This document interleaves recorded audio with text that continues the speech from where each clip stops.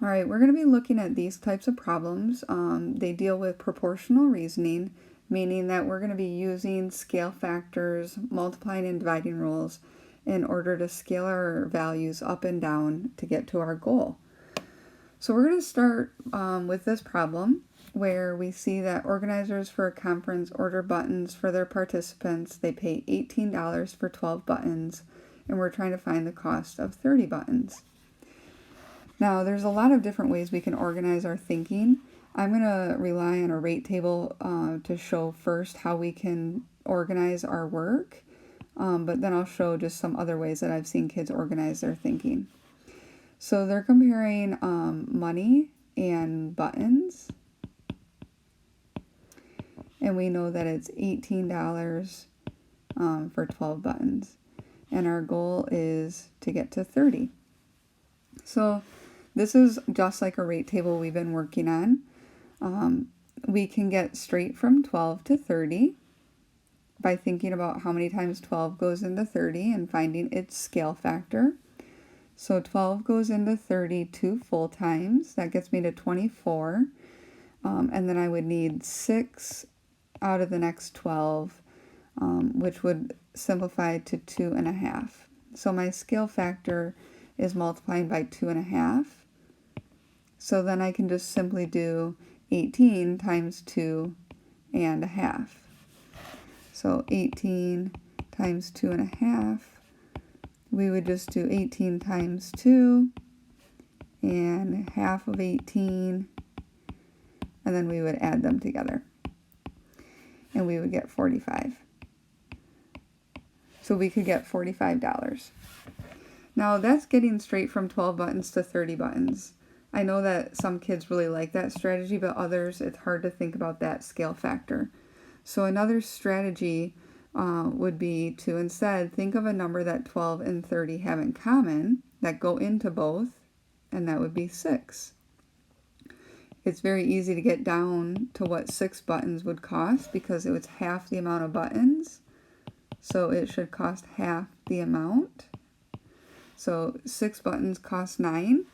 And then we would just want to scale it up to 30 by multiplying by 5. And so you can see that both ways get us to 45. It's just a different way of looking at getting there. Not all kids will write things in a rate table.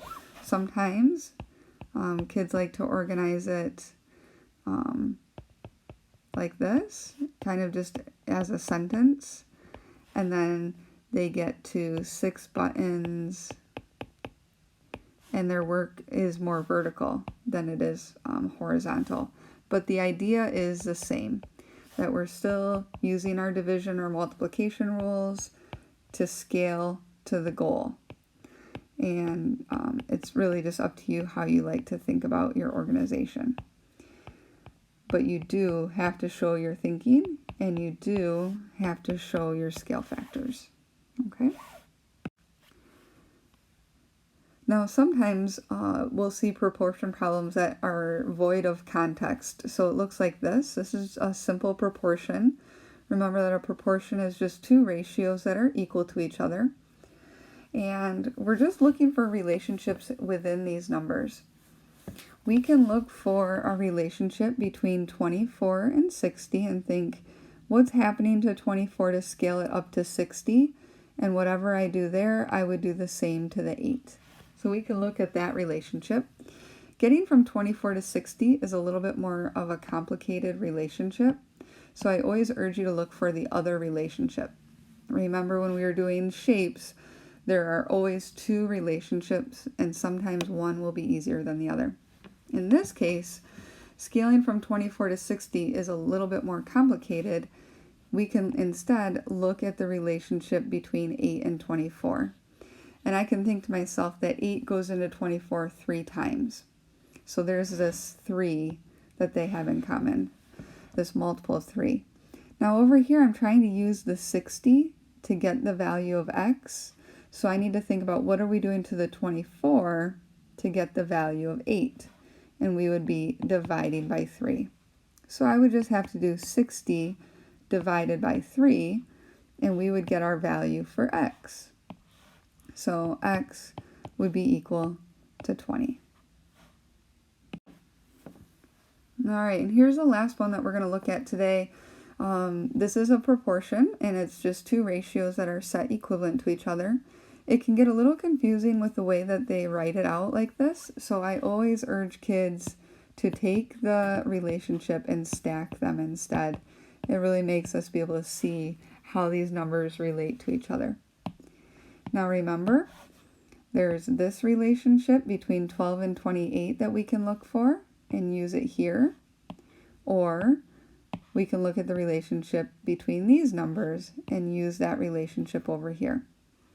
So I think it's pretty clear that the relationship between 6 and 12 is quite easy, that to go from 12 to 6, we would just be dividing by 2. So we would have to take 28 and divide it by 2, and x would be 14.